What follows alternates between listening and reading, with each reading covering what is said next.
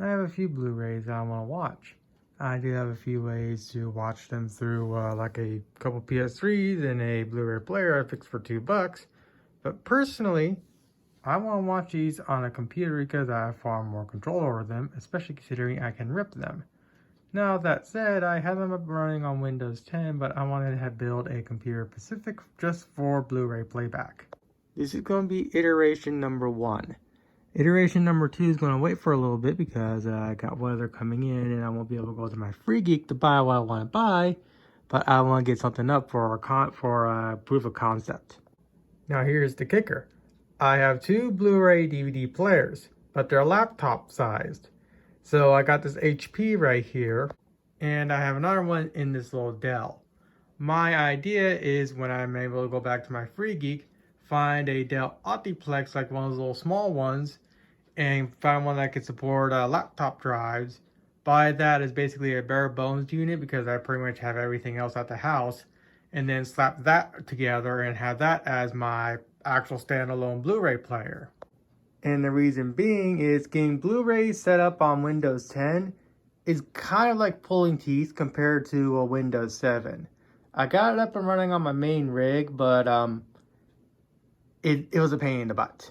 So I'm going to get this thing set up. Currently right now it just has a standard DVD drive. I'm going to swap that over. I'm going to make a little bracket or something that can support the laptop Blu-ray drive. But for the time being, I need to first get Windows installed on this thing. Alright, decided to pull the one from the Dell also, and they're basically exactly the same. Only difference is, this one was made in 010, this one was made in 011.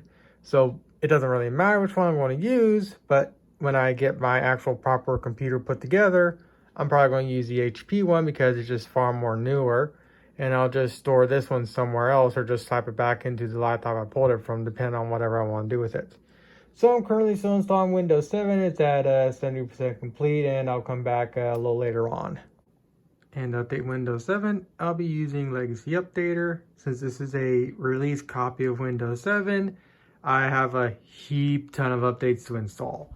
Then again, it's kind of nice having a way to actually update Windows 7, even though I have legal copies of very old revisions of it. But yeah, this is going to take a while. I'll come back in like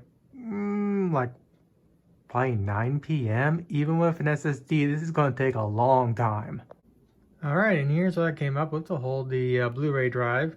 It's just a simple 5 1/4 inch foam insert. And I have it set up to where I can still easily remove the Blu-ray drive if I want to put it into something else or I need to swap it out for some weird reason. I also made a little cutout here for both the SATA power and the SATA cable. So what I gotta do now is I gotta wait for that computer to finish installing all its updates and whatnot, and that is taking a little while, but it's not going as slowly as I initially thought.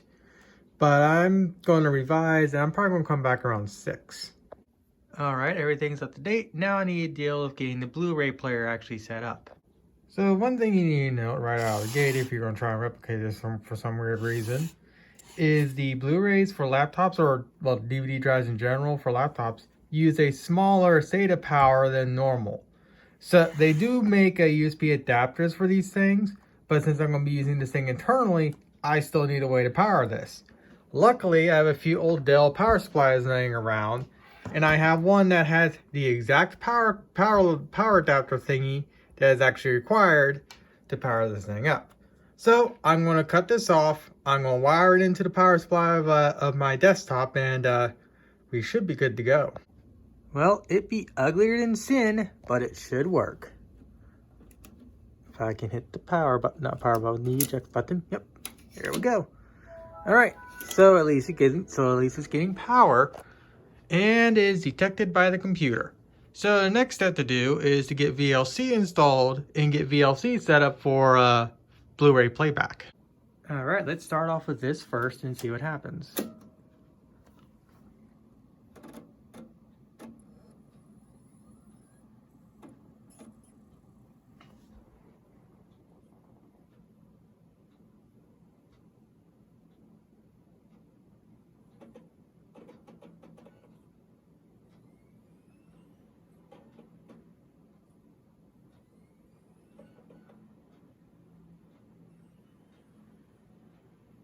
All right, looks like we're good to go.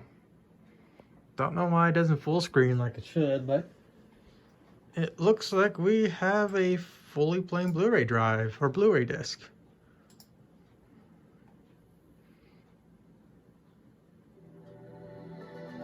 Yep, we're good to go. Which means if I go to grab the live concert Blu-rays, everything should also work. Well, I can say that even the live concerts are working exactly as I wanted them to. So the ongoing plan now is to upload this video as is as part 1, and hopefully sometime around the end of the week I'll have a second part up of where I have the more properly implemented version of this built and whatnot. So I'm happy I managed to at least have some way to view my Blu-rays. With that said, when I get the proper version built, I'm also going to have a Make MKV also installed that way so I can actually rip these things. The only reason why I don't do that right now is because whenever I tried ripping this initially, it won't actually rip the metadata for like the chapters and whatnot. Because if I go down here to the little bar, you can see I have chapters. Obviously, they don't show what exactly they are, but they're chapters nonetheless. And I don't know if I need to change something in Make MKV to get to actually display them properly or what, but I'll deal with that later on down the road. I just want to have a way to actually view my Blu-rays that I legally obtained. Yeah, so that's pretty much it for this video. And again, next video will hopefully be me actually putting together the actual version of this Blu-ray playing computer properly.